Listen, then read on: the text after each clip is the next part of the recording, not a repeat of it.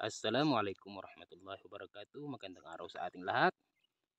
At tayo ngayon ay magtatanim ng lakatan.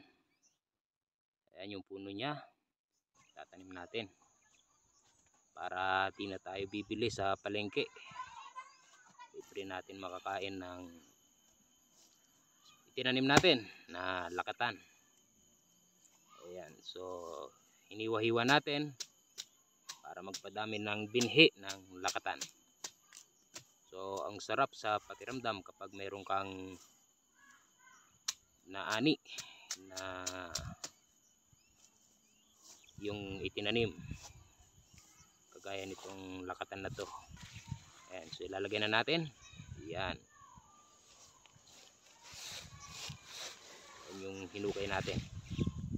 Sana ay mapadami natin yung binhi ng lakatan na to.